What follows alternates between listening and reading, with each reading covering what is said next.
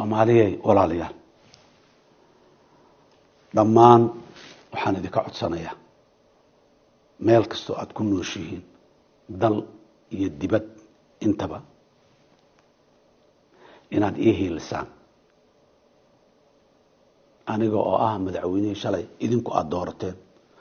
oo aad iigu hiilisaan soo celinta karaamada sharafta aan muddada dheer ka oomanayn ee aan u hanqal taageen Soomaalidu waxay ka mid yihiin ummadaha dunida ugu karaamada badan ugu sharafta badan ugu heybada badan oo ilaahayna uu ku manaystay xaq diin ayaan ka midaysanahay xaq isir ayaan ka midaysanahay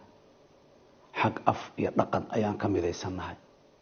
sabab aan u noqon weyno kuwa dunida dhul barwaaqo ah oo bad iyo bari iyo beerba bad iyo bar